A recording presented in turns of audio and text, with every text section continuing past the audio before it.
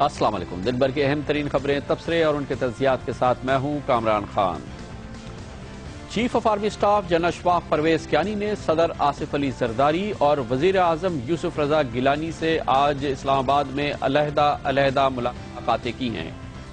ان ملاقاتوں سے پہلے کل پورے پاکستان میں یہ تاثر جڑ پکڑ رہا تھا کہ سپریم کورٹ آف پاکستان کے NRO کے حوالے سے فیصلے کے آنے کے بعد پاکستان میں اداروں میں تصادم کی فضا بن رہی ہے، اور یہی وہ تاثر ہے جو پاکستان کے قومی سلامتی کے اداروں کو تشویش میں مبتلا کر رہا ہے۔ پاکستان کی افواج اس وقت پاکستان کے اندر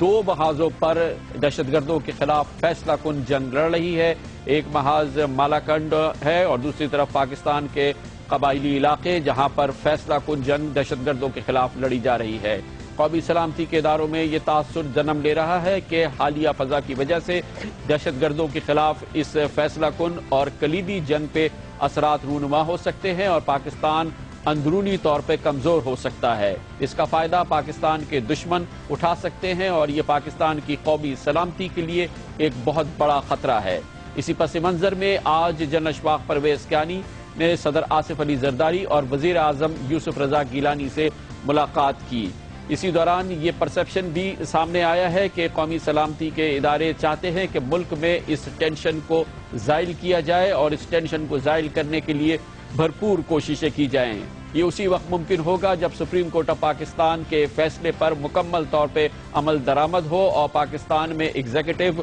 اور جوڈیشری ایک دفعہ پھر تصادم کی راہ پر چلتی ہوئی نہ نظر آئے۔ اس کے علاوہ قومی سلامتی کے ادارے، ہمیں اعلیٰ ترین ذرائع نے بتایا، ان کو اس بات پہ بھی تشویش ہے کہ اگر سپریم کورٹ آف پاکستان کے فیصلوں پر عمل درآمد نہیں ہوتا تو سپریم کورٹ آف پاکستان آئین کی شق 190 کے تحت پاکستان کے قومی سلامتی کے اداروں بشمول فوج کو احکام دے سکتی ہے کہ وہ سپریم کورٹ آف پاکستان کے فیصلوں پر عمل درآمد کرائیں۔ یہی وہ صورتحال ہے جسے پاکستان کے قومی سلامتی کے ادارے ذرائع کے مطابق اوائڈ کرنے کی کوشش کر رہے ہیں، اور ان کی ہر ممکن خواہش یہ ہے کہ پاکستان میں ایسی فضا نمودار نہ ہو، اور اس کے لیے کوششیں جاری ہیں۔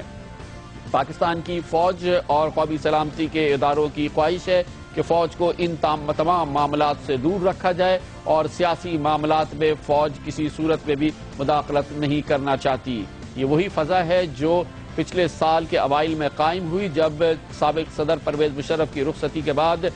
پاکستان میں اقتدار کی منتقلی کے مراحل شروع ہوئے، جس کے دوران فوج نے اپنے آپ کو سیاست سے مکمل طور پر